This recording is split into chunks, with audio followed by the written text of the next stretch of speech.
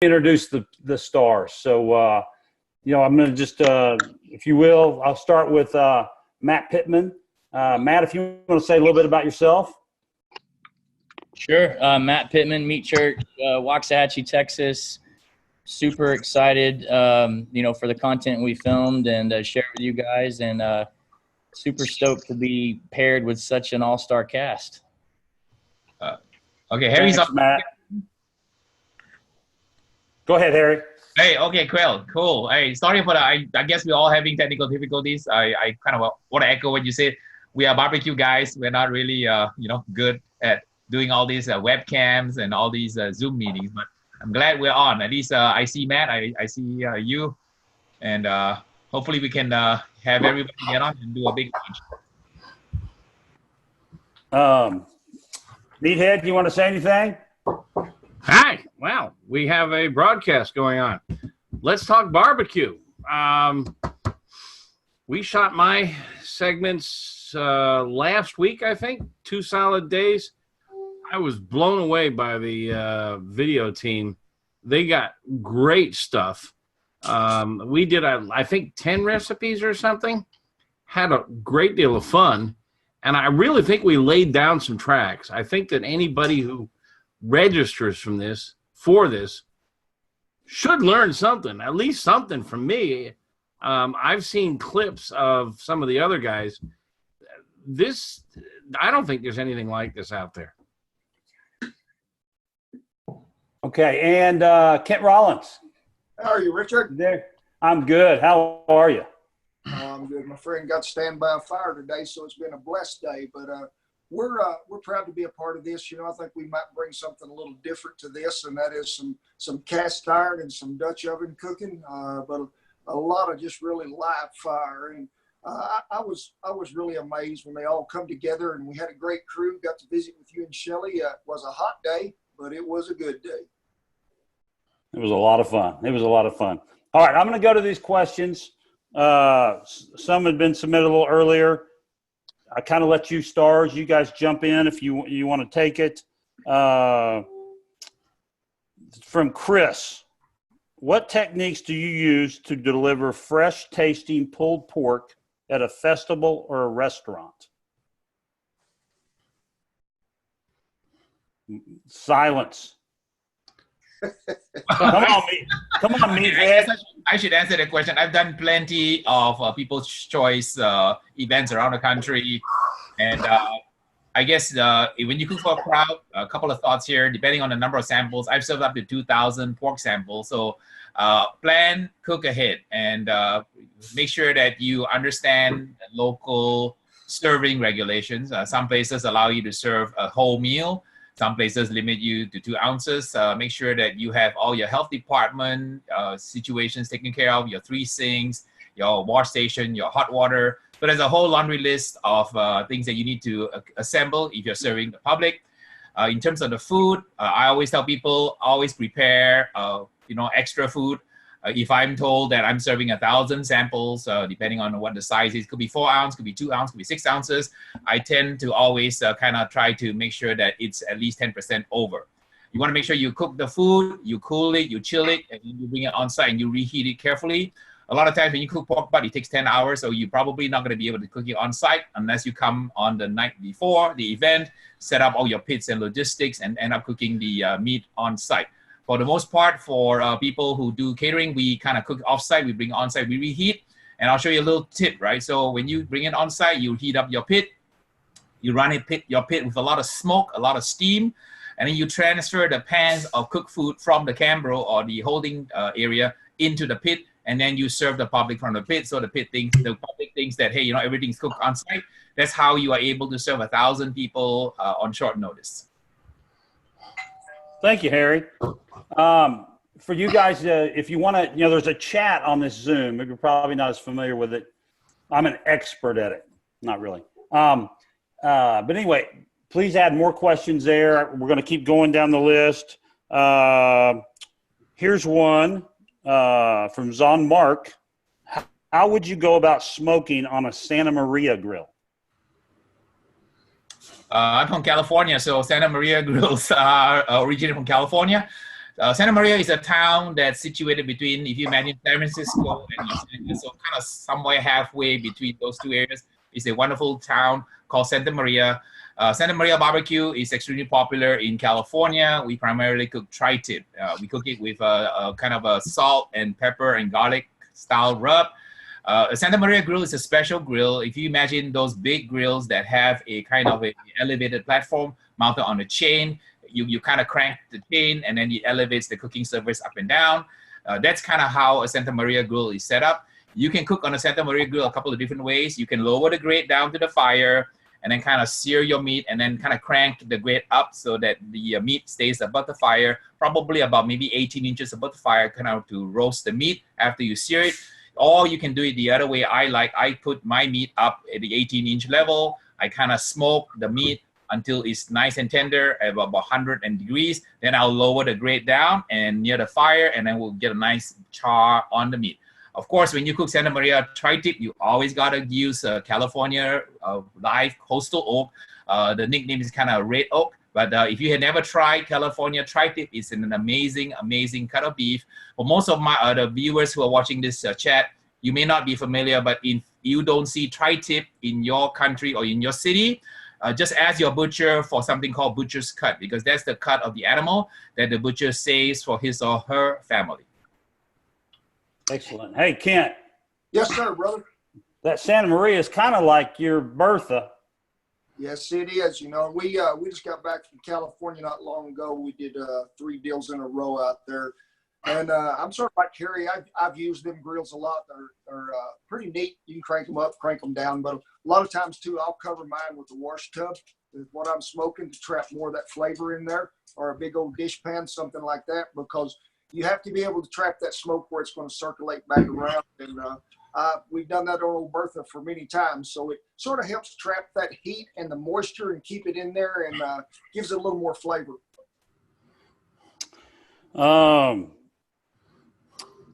Thank you, Kent. I knew that because I saw you cooking that. That's why I want to make sure you threw that in there. Trying to follow some of these other questions. Well, let me get geeky on you. Harry talked about starting it up high and then dropping it down. And he's talking about something that's really interesting. If you're cooking something thicker than 1 inch, maybe 1.5 inches or 2 inches, it's really a good idea to start out at a low temperature and gently warm the meat so it cooks evenly from top to bottom, and then drop it down close to the heat as Harry's prescribed and sear it at the end. Now, I know if you're used to reading cookbooks or barbecue books, a lot of them tell you to sear at the beginning of the cook. When you sear at the beginning of the cook, now here's where we get geeky. You're loading energy into the surface of the meat. Now, hot air cooks the outside of the meat, but hot air can't penetrate the meat. The outside of the meat is what cooks the inside of the meat.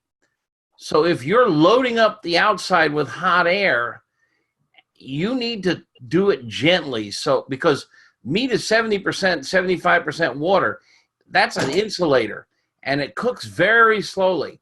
So you want to gently cook. Almost everything, almost all of you are cooking too hot. Dial it back, cook at a lower temperature, and then when you want to get a great sear on the surface, you do it at the end of the cook. You bring it close to the flame and you sear it at the end. It's a 2-step process. You cook the inside and the outside separately. You cook the inside low and slow. You cook the outside hot and fast. Excellent. All right, here's a fun one for all of you. We'll let Matt talk. Hey, Matt, what are you drinking right now, by the way? And cramping cold Miller Lite. Well, I forgot. You're kind of a little sponsorship. I thought you'd like my Shiner Box. I do like the very Texas beer. Trying to help out. All right, so the question I have here is, let me see, it's from Henry Morris. What's your favorite thing to cook for yourselves and your family? So I'm going to ask each star that. If you cooked one thing, what's your favorite dish right now that you'd like to cook? So I'm going to go different. Mine is easily chicken fried steak, so non-barbecue. It's definitely my wife's favorite. So nothing beats that. And I've got a dredge that I make, and I do a little beer batter. I mean, it's a cheap thing to make, and I mean, I'm trying to come after Kent's heart here. Like, if I didn't do barbecue, I'm definitely a comfort food guy, or a chuck wagon guy, basically. So I had it last night at a buddy's restaurant, Horseshoe Hill Cafe in Fort Worth, Grady Spears restaurant. Humongous chicken fried steak, like the size of a hubcap, mashed potatoes, cracked gravy, perfect. All right. I'm going to step on Kent's turf, and Kent, you jump on me if I'm wrong here. But deep frying for me is an outdoor activity. I won't deep fry in the house. I put it on my stove top. All that oil spatters all over the place. My little fan there can't keep up with it. The house fills with smoke. Smoke alarm goes off. Dogs panic, run for the exits. I'll take my 8-inch Dutch oven, put it outside on my gas grill. I'm sorry, Ken. I got a gas grill out back. It's really great for this. I'll put it out back on my gas grill. I set up my gas grill in 2 zones. I got a hot side and a not hot side. I put that Dutch oven over the hot side, and I dial it in for about 375. I put 1.5 inches, 2 inches of oil in there, and I deep fry my chicken in that. And who cares if it smokes? Who cares if it spatters? This is a outdoor cooking activity. If you love fried chicken, do it on your grill. And I tell you, this is the perfect application for a gas grill. Harry? Oh, I have a very simple guilty pleasure. I enjoy eating pork ribs. I cut them single bone, grill them over a hot flame with just salt and pepper and garlic powder. I eat it with pico de gallo and a couple of squeezes of lime. So that's not exactly competition barbecue, but I cook a lot of competition barbecue. So on my days off, that's my go-to comfort food. Is pico de gallo Asian? Pico de gallo is not Asian. Come on. I don't think I could score well on a KCBS judging sheet if I turned in pico de gallo and lime juice on a grilled rib that's super chewy and hard. But that's how I like my ribs. Kent? Well, I'm dying to know what you like. Well, we cook something nearly every day somewhere for somebody or just for another video. And I'm pretty fond of a truck stop burrito, so I don't have to cook it. But no, probably one of the better things that I do like to eat is about a 48-ounce porterhouse. Let old Bertha take care of it. She'll sear it up really good, and then we'll cook it slow. But it is some good eating. It'll feed us for 2 or 3 days, and the beagle even gets a bite. So it's something I like to eat. It's a little different cut of meat than we usually see down here, a whole lot bigger than we usually see. All right. I do want to say a couple things. One, please keep adding questions on the chat side if you haven't. Brett Galloway, one of the SCA state guys, was also supposed to be here. He got held up on a plane. So I want to make sure for those that had tuned in to hear Brett, you understood why he didn't make it. Let me see. Let's find some more questions here. I asked, what's everybody else drinking? Why? I'll stall a little bit while I'm looking. What I do you got Meathead? I got a modestly priced French Chardonnay. I'm pretty well known as a barbecue guy, but a lot of folks don't know. In a previous life, I was the wine critic for the Washington Post and the Chicago Tribune, and I published a magazine called International Wine Review. I'm a wino. Don't have to build no fire like that. It makes it better. You know what the difference between a wino and a connoisseur is? What's that? $10 a bottle. Yeah, there you go. Pretty close, brother. Pretty close. All right. Well, here's one. Actually, let's go around here. I'll let whoever wants to jump in on this one. Steve asked, and it's a good question. Why is this worth $300 when there's so many other great teaching videos online that are either free or significantly cheaper? And, heck, a lot of them are from you guys. So I think it's a pretty fair question. I mean, I'll jump in because basically teaching barbecue is what I do, and I get asked all the time for online classes. And for Meat Church, we don't offer anything online. I mean, we have we don't offer anything like this. It's that simple. And I can tell you, we've already shot mine, and I shoot a lot of video for a lot of things. And this crew was super professional, and I just got mine back yesterday, and it's unreal. So the quality's unbelievable. Then I add on that, like I said in the beginning, kind of this all-star cast that you've got. We came together and put together a really unique presentation. So there's nothing like this out there. I mean, I would say that this would compete against like a MasterClass, where there's one really great person teaching this thing, which, you know, I'm a subscriber and fan of. But this is 11 folks, really good quality. Took a lot of time, probably cost a lot of money. So it's you know, it's a great product. You know, I'll jump in here on that too. We had 12 people on set. I had 2 people in the kitchen. They had 3 people on the camera crew. This is broadcast quality, and I really prepared for this. I spent days planning and prepping for this. This was not shot with an iPhone that was uploaded to YouTube, and it was casual. This is polished. This is professional. This is, every one of these people are top notch. I won't do iPhone videos on the internet. Anybody who's been to my website, AmazingRibs.com, knows that we are high quality from top to bottom. And that's what this video was. It was just, and was 2 days of shooting, 2 solid days, plus a day in prep. And we just really worked our butts off. You're not going to find that for free on YouTube. Nobody can do that for free. This is expensive to do. All right, I'm going to add that, you know, a cup of Starbucks is about $3. And the amount of effort and amount of knowledge and the black belt tips that you learn from even one video is definitely way beyond the price of Starbucks. So, you know, to me, it's not just quantity, it's quantity and quality. You've got, you know, 11 of the best in the world showcasing all their skill sets. I know, for example, in my area, every single video that I've made has not been aired ever, because I went completely with 15 original recipes that are gonna blow your mind. It's gonna be an epic Asian flair barbecue series when you watch my show, because you see me on YouTube. I have 200 videos on YouTube, so I do a lot of American barbecue, but nothing on the BBQ Stars video series. It's gonna be anything you've seen before.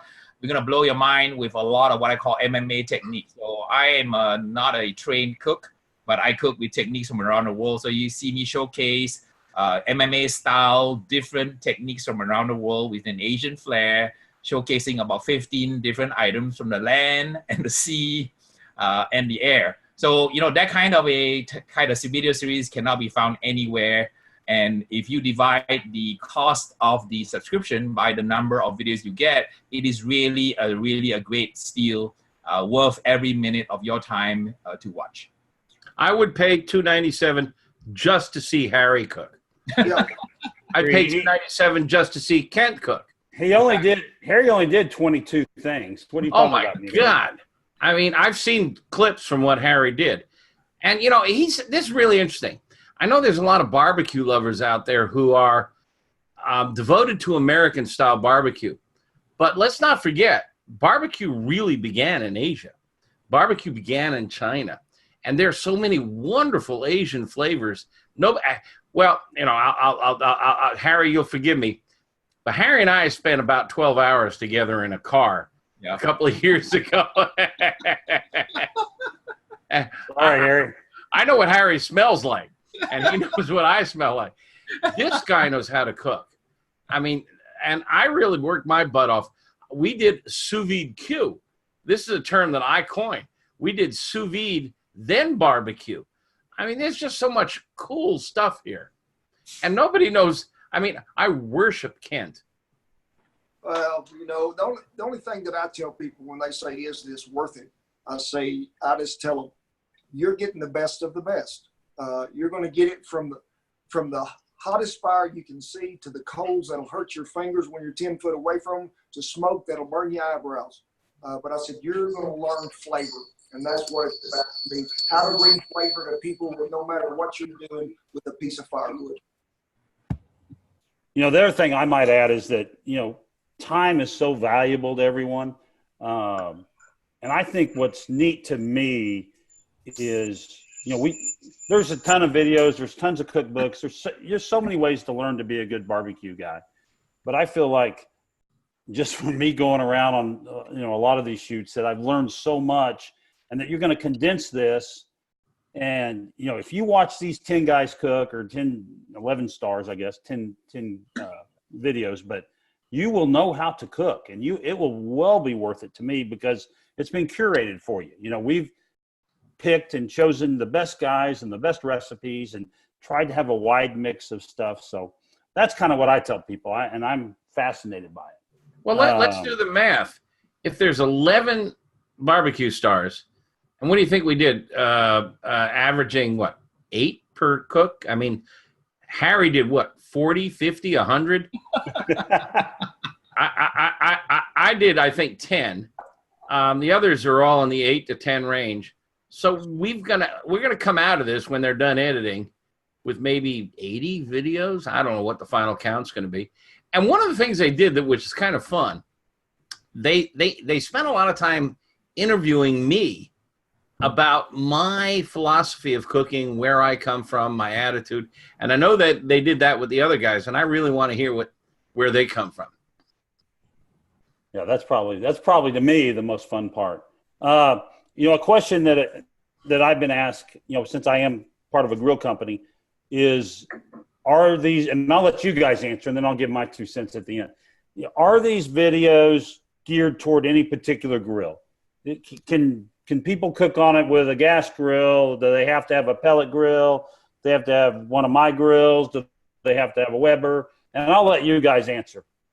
No, Rich, they don't have to have anything but 2 cinder blocks and a refrigerator rack to get this stuff done. So that's what I started with when I was 7 years old. This is not about what kind of grill you have. This is about how to tame fire, how to make it cook for you. I don't care what type of wood you're using, as long as it's got good flavor. There is nothing in there that says you've got to own this grill, that grill, or this grill. This is about learning how to cook with fire. I cooked on a gas grill, a $100 Weber kettle, the latest model Hasty Bake, one of Richard's machines, and boy, is that a sweet machine. I cooked on, what else? Oh, I cooked on a pellet smoker. I don't know, I must have cooked on 5 different devices for this show. Oh, I did sous vide. I cooked on a charcoal chimney. So you did. We got a little bit of everything in here. And I took everybody on a tour of my arsenal, because I've got like 20 different cookers on my deck. As I always like to say, it's never about the pit. It's always about the pitmaster. It's not about the cooker you have. It is the cook. In my episode, we take you through 15 different items on a gas grill, on a stovetop. We have a pellet grill. We have a Kamado type grill. And we have a big, like a kettle from Weber called the Summit. So I think one thing you learn universally from, I think, us and everybody around is that it's never about the equipment. If you know how to use even simple equipment, like Meathead was saying, you know, cook on a charcoal chimney, it's a great device. I even cook on a little grill gun where we flame the meat with the grill gun. So we want to show you, once you watch the series, that it's never about the pit, it's always about the pitmaster. And you know, you can use any device you want. I've had students that tell me, Harry, I make great barbecue using the toaster oven in my apartment, because our rules say we cannot have any grill. So if you know what you're doing, you can get amazing, amazing barbecue from very, very modest equipment. A lot of concepts. You know, so I'll add mine. As with all my teaching, I teach time and temperature. I don't care what you smoke on. My videos come specifically from an offset, an old hickory, and a Traeger. And, you know, when I teach class, I say my way is not the right way. It's just what I do. I'm passionate about what I do, but nobody gets to tell you how to cook, what to cook on, what cooker to buy, what grade of meat, or what tastes good for that matter. And it's all dictated on time, circumstance, experience. Do you want to run a manual fire? Do you want to set it and forget it? You got a big, busy family. You know, you get to make that choice. There's no wrong way to make barbecue. So, but all my lessons were all time and temperature. It could be applied to any pit. Hey, I Meathead, talk a lot about concepts, a lot about the science of fire, the science of smoke, and meat science. So, you know, I hope that if I cooked something on a gas grill, you get it. and you can move it onto a charcoal grill easily. Yeah, and I would add that just from going around, and I think that was our goal. And those that cook a lot of barbecue know that it's as much as I wish you buy my grill. It's so much about preparation. It's about controlling the temperature. There's so many other aspects to what you're going to learn, and that's probably 95% of this. It's 95% of this class to me is about cooking, and I can't remember which star said it, but on any grill. Wiley Johnson has asked quite often, and it's a tougher technical question, so we may answer it. Meathead, would you talk to Wiley Johnson after this meeting? He has a Kamado Primo, and he's struggling to maintain temperature. And I told him, if you can answer it, I'm not sure we want to answer it right now because it's a pretty technical deal. He's trying to use a guru on it. I'd be happy to. I got to tell him he's got my favorite Kamado. So yeah, so we'll send Meathead and let him kind of do that one-on-one because that's a little more technical on just one specific grill, and that's we want to help you out for sure. You're going to learn all about controlling fire and do that stuff. But Kent touched on this, and probably nobody knows this subject better than Kent. But it's all about controlling fire, and you're really down to two variables: oxygen and fuel. And if you really want to split it up, I mean, oxygen is part of the fuel system. So you're just trying to control whether it's charcoal, logs, pellets, or gas. That's your fuel, and oxygen. And once you learn how to balance those two, you're in charge. And the biggest tip I can give anybody who's getting into it is be a control freak. Get charge, be in control, run your systems so you know what's happening. And the most important tool you can have, the two most important tools you can have, sharp knives, we know about that, and thermometers. Get yourself a good digital food thermometer that will tell you precisely what the temperature of the food is in the center. An instant read is really great. You can get really good ones for as little as $16, the high end for $100, and an oven thermometer. I mean, when you talk about outdoor cooking, all of these things that we cooked on are just ovens.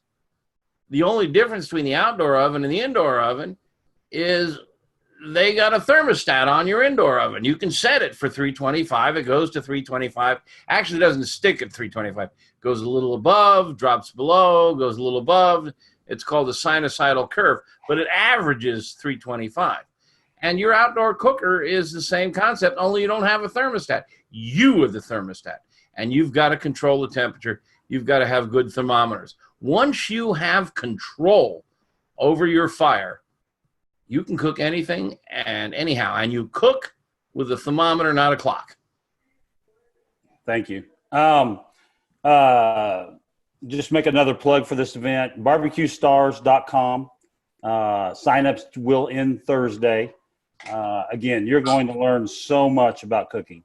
So hope if you haven't signed up, if you're on this call because you're wanting to learn more, hopefully we've whet your appetite a little bit and you want to join. So I have a great question here for Harry. It says, this is from Henry Morris. I grill and smoke lots of salmon. What other fish and seafood lend themselves to those applications? Since you only cooked about 50 other things, you might give a few of them. Fish is one of my favorite creatures to cook. I cook a lot of creatures from the sea. Whether they crawl, they swim, they slither, they all end up on my grill. To answer your question, you can actually cook almost anything from the ocean on the grill. It's no secret that in many parts of the world, especially in Asia, where the human beings live by the ocean, they basically get their main source of protein from the ocean. So they're used to cooking everything from the ocean. On my episode, if you want to watch it, I cook a squid. I cook a whole catfish. We do a Chilean sea bass. So any kind of fish is applicable to cooking on a grill. For folks who live near kind of in a land mass like America, you're used to eating what I call land animals like chicken and beef and pork. But for a large majority of the world out there, a lot of people live by the ocean, and the main source of protein comes from the sea. In the video itself that I have in the series, I do about 1/3 of seafood. So I know that my other counterparts, my other pitmasters, they have not done too many seafood videos because I know the camera crew commented on that. So if you want to sign up for BBQ Stars videos, you'll see me cook at least 5 different items from the ocean, and that will give you a lot of great ideas on how to tackle fish beyond just salmon. There's plenty of ways to cook great seafood. Yeah, if I can jump in again, salmon is, I think, built for the grill. It's absolutely the best, easiest thing. But I also, Harry, I cooked Chilean sea bass, and I did something a lot of fun with it. I put pellets right under the Chilean sea bass, like a 1/2 inch underneath. I used a product called Grill Grates, and I show you how to use these, where the pellets, which are just sawdust, are about a 1/2 inch under the fish. And in 10 minutes, the fish went from beautiful, clear, white to amber, golden, and smoky. It was so cool. It's a great technique. If I wasn't stuck in Chicago and I was on the coast with you, Harry, you could call me Fishhead, not Meathead. I'll take you on that, Meathead. We'll come by California, and we'll cook up a storm. I would love to. Hey, kind of change gears a little bit. Hey, Matt, you touched on it a bit, but we have a question from Seth. And I know you and I are both fans of Franklin, but how is this different from MasterClass? Well, I mean, you know, Aaron's kind of talking to you about one specific thing. This is, Aaron covers what Aaron covers, but this is just much wider. I mean, I think Meathead said it great. I'd pay $297 just to get Harry's 47 videos he made. But just simple math. I mean, it's 100 videos, and it's not. So it's not 100 cooking videos. There's, I think some people don't realize there's lifestyle aspect to it. You kind of touched on. We all get interviewed. We talk about our past. We talk about, you know, our beliefs in barbecue, our passions. We give tips, and then, you know, there's a bunch of cooking videos. So I just say we're kind of up against that because it's the other thing that's out there that's online that every time I open Facebook I see it, and it's great. But this is a lot wider. There's a lot more people, a lot more recipes. I mean, you're talking, I got Texas barbecue. I know Tuffy did brisket. You got everything Meathead just described in Chicago. I mean, the guys on this call alone, I mean, we've cooked, I don't know, 30 or 40 different things. So there's just a whole lot more content to it, I would say. And that's coming from a guy that I subscribe to the other. So there's just a lot more to this. I too subscribe to MasterClass. I love it. I learned a lot. And Aaron's brilliant. But you've got 11 Aarons here. And by the way, in his book, Aaron lists 3 references, and I'm one of them. I didn't know that. Yeah.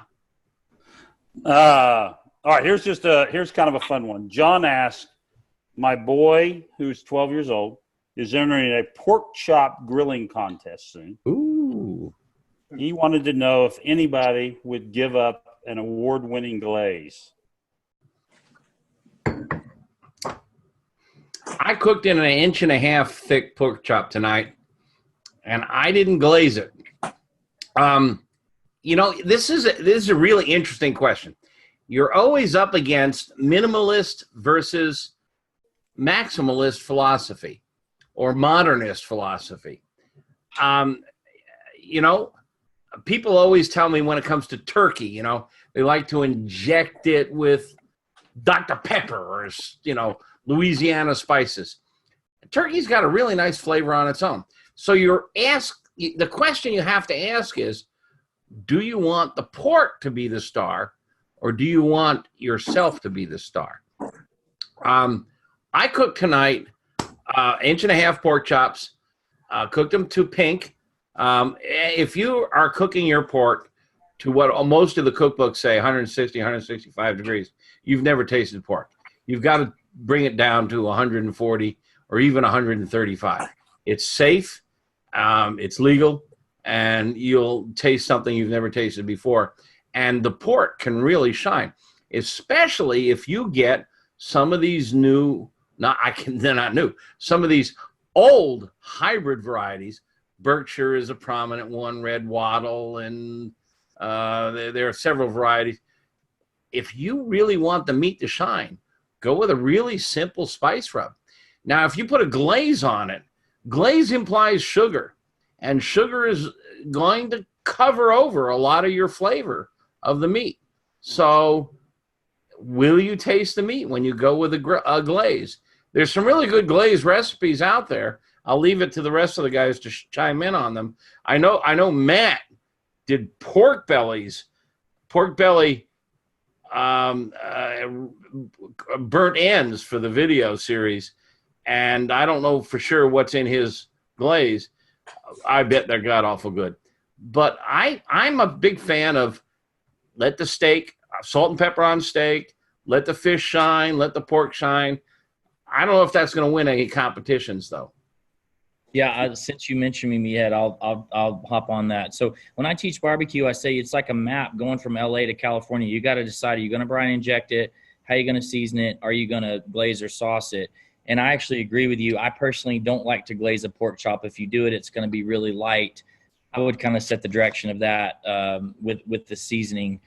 I don't know. You're dead on. Saucing a pork chop overpowers it. And if you're in competition, you may not get to pick your pork, but if you could buy a Duroc or a Berkshire, the taste would be all the difference. And I would agree with letting the meat shine for itself and not glaze it unless you have to. And when you're buying pork, go for red. Most pork is white, but you can find pork, especially in the outside rim of the pork loin. You'll find the spinalis. It's a muscle, and it's often red. Red is more flavorful than white in pork. Oh, heck, if this boy can't win now, I don't know what's going to – he's got to win, right? Well, I don't know. I mean, if he just takes a naked pork chop and salt and peppers it, he's got my vote. But I don't know if he's going to get everybody else's vote. It's a tough question. All right, here's one directly for Kent. This guy, Gary asked, I work with scouts on outdoor cooking. What Dutch oven dish do you recommend starting them off with? I think the easiest thing that people can ever start with cooking in a Dutch oven is probably cornbread, because cornbread will tell you when it's done quicker than anybody, because everything that you cook in a Dutch oven that you're baking, when it's near done on the bottom, it'll begin to pull in from the outside in. You'll see a little space begin to show up around your Dutch oven, and cornbread pulls harder than anybody. And then you can take it off that bottom heat, set it over, and let it finish on top. It's one of the easiest things to cook. And anything you cook in a Dutch oven, if you pay attention to it when you're baking, it will tell you when it's done and not when it's burnt. But you'll know when it's burnt if you smell it. Can't you put sugar in your cornbread? No, sir. No way.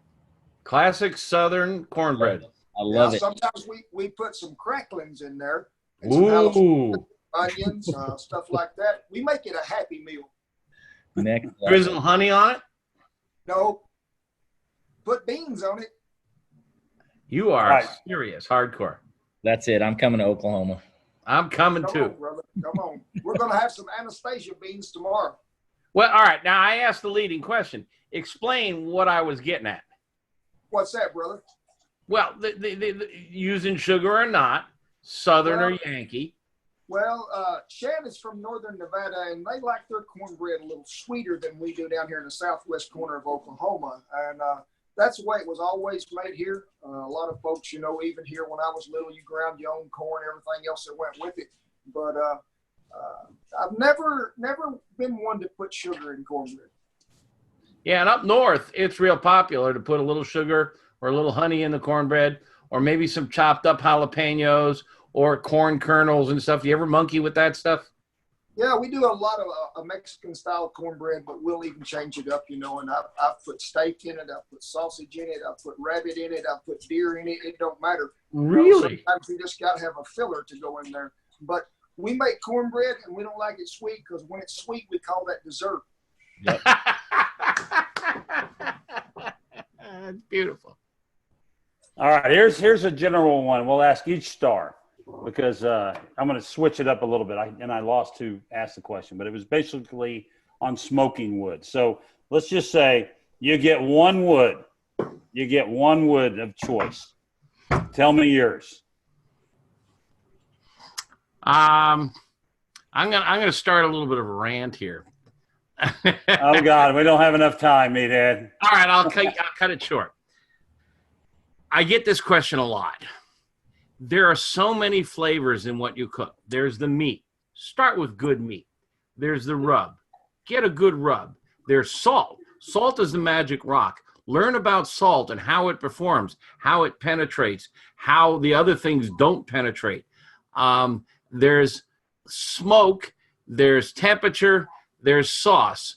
Your choice of wood, which creates the smoke, is just one instrument in the orchestra. And it's only one instrument. It's just a violin or a cello. You know, don't obsess over it. Because when you buy your wood, are you buying shagbark hickory or pignut hickory? Is there bark on it or not bark on it? Is it kiln dried or air dried? Is it from Arkansas or New York? I mean, for crying out loud, pick one wood if you can get a consistent source of it. Now, if you can get like a farmer or somebody nearby who's got apple trees and he's going to give you cuttings, then you've got a consistent source. But if you're buying wood from the Home Depot in a plastic bag, you don't know for sure what's in that bag. I mean, there is no appellation contrôlée that tells you what is exactly in that bag. So don't obsess over your wood. Now, with all that said, there are some woods like hickory. You get to pick one, Meathead. One. There are some woods like hickory Just and mesquite pick it. that are very strong. I use apple as a standard. Woo! If we spent 3 years filming Meathead segments. Harry. I don't have any opinions. All right, I'll give a short answer. Meathead tends to kind of get overthinking. Okay, so in a nutshell, right? So let's talk about wood. Wood is very important in barbecue, especially if you cook low and slow. It's not so important perhaps when you grill, but when you cook low and slow, you cook a brisket for 14 hours. The wood choice is very important. So let me summarize a quick wood discussion this way. The wood has two purposes. One is to provide smoke. The other one is to provide heat or BTU. So all woods can provide heat and all woods can provide smoke. So it's a matter of the delicate balance of what kind of wood produces good BTU, which is heat. Because you have to heat the pit, you have to heat your meat. So when you divide the two aspects of wood into BTU and smoke, you will be able to find a wood that generates heat to cook your food. You will be able to find a kind of a smoke that you like that flavors your meat.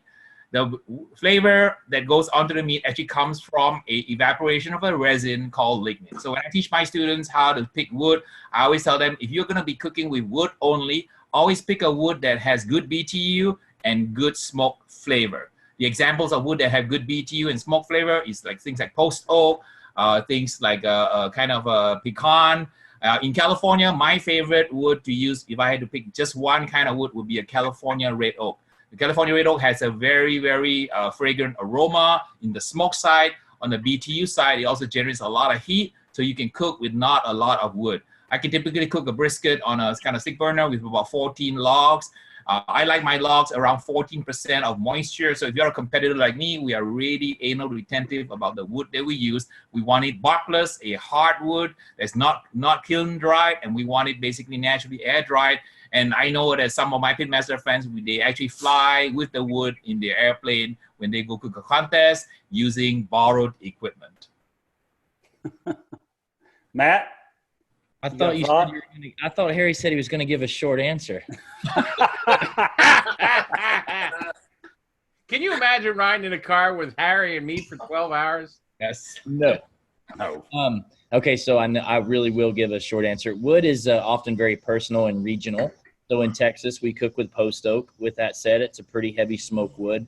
I grew up in the South where I grew up on hickory. I think hickory is one of the best all-purpose woods. So there's my short answer. I will add that when I teach a class, I get very specific on pairing woods. So when I cook something lighter like a fish or a poultry, I'll go with an even lighter wood so that I don't overpower it with smoke. Kent, probably no one cooks with more wood than you. Well, you know, we not only cook with wood, we have to bake with it. So in a Dutch oven, you know, we're wanting a wood that's really hot. And in our session, we go over a lot about the different woods that we use either to cook with but also to cook in a Dutch oven. And, you know, I'm raised with thousands and thousands of acres of mesquite trees. And when y'all were talking about, somebody said something about buying wood, I didn't know that existed. We just go down there and cut wood. You know, that's how we get it. But, you know, I really like to mix wood. I like to put mesquite with a little hickory, or mesquite with some kind of fruit wood. So mesquite is really hot coal. Sure, it can be a little overbearing if you just keep using it and use it to smoke something, but it's always done me right. We ain't never going to run out.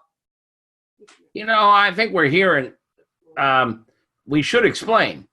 There are different aspects of cooking with wood.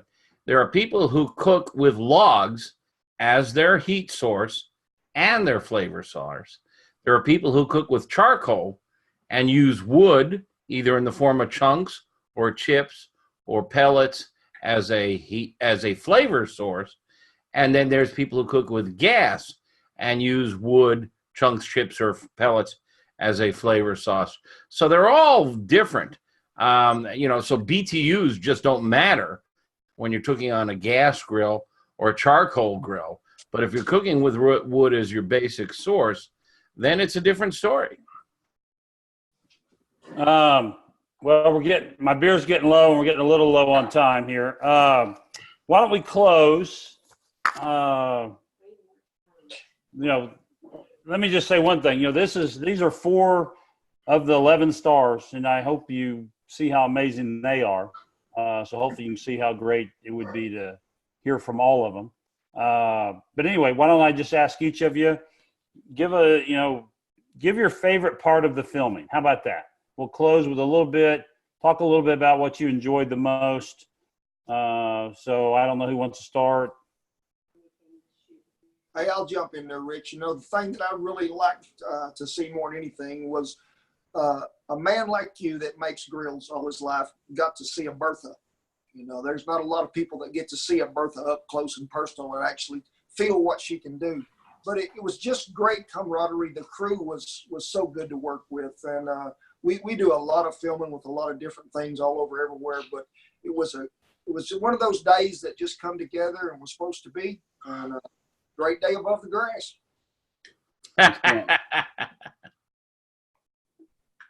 Matt, you want to say anything? Yeah, sure. I mean, it's already become like a little bit of a fraternity with the list of peers that I'm with. And, it's no secret that I think my quote was used that I was kind of starstruck by the list of folks involved in the faculty. And, so the reason I teach barbecue is I love learning. I do a lot of collaborative classes where I bring in another well-known pitmaster, and I love just sitting back and watching and learning. I tell people that while I think Texas barbecue truly is king, I appreciate all the regions of barbecue. You could, hop on a plane with me and we could go to wherever, right? We could go to the Carolinas and have a vinegar or mustard sauce that you would never find here, and I would love it. We could go to Tuscaloosa, Alabama, and have ribs that were cooked at Dreamland for 45 minutes over direct fire. Not how I would cook ribs, but I appreciate why they do it that way and the heritage where it came from. And so for me, getting to see some of, frankly, my cooking heroes. So Dean Faring, friend of mine, let me tell you, if you've never been to Dallas, to the Ritz, to Faring's, unbelievable. I mean, the guy makes chicken fried lobster, and that is literally what years ago inspired me to start frying everything in my kitchen. And the reason I do a chicken fried burn-in at my barbecue festivals that have these crazy long lines.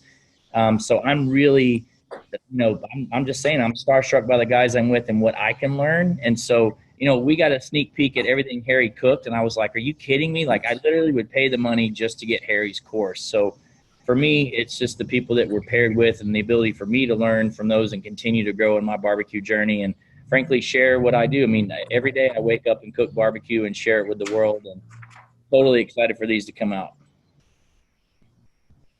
Meathead? What he said. And I'm looking at the list. Darn it, hold on. I thought we were going to have a short answer from you. I was all excited. No chance. Tuffy Stone, Ken Phillips, Dean Faring, Ariane Dogan, Dave Busca. They're not here tonight. These guys are as good as any of us on this panel tonight. There's some great stuff out there. Anybody who takes this course should get their money's worth. It should be great. For me, the highlight was we cooked a porchetta. And I went to Italy a couple of years ago just to learn how to cook porchetta. And I've struggled to put together a great recipe. And I stumbled into a couple of people out of Palatine, Illinois, Greg and Christina Gardbo, who have nailed porchetta using pork belly. And I brought them in as guest cooks. And we cooked the most extraordinary porchetta. And that alone is worth the $300. All right, Eric, I'm you going want to wrap it up? Yeah, I'm going to wrap it up by saying that you really need to sign up for BBQ Stars, because I think this will be an epic video series that will set the stage for many years to come. My prediction is that BBQ Stars 1 will be so popular that everyone who watches will be asking for BBQ Stars 2. We have barely scratched the surface with 10 of the best pitmasters, and within each of the 10 pitmasters, we only got to flex a tiny, tiny portion of our muscle. You can cook one cuisine one lifetime, and there are so many cuisines around the world in America that have yet been unexplored. And once you watch season 1, I predict everybody will ask for a follow-up season very, very quickly, because you are just scratching the tip of the iceberg. Thanks, Harry. And thanks to all you guys for coming on. Again, if you want to enroll, enrollment ends at midnight this Thursday. So you only have 4 or 5 more days to do it. It goes live on September 3rd with the first class. And then again, we release one every day or 2 after that. Also, if you enjoy this conversation, you enjoy sharing ideas, we do have a private Facebook page where we're trying to build that and create the same type of camaraderie. So I hope you join that. And with that, I don't have anything else. I hope you guys join, and we're going to have a lot of fun. Cheers. Cheers, everybody. Catch you next time. All right.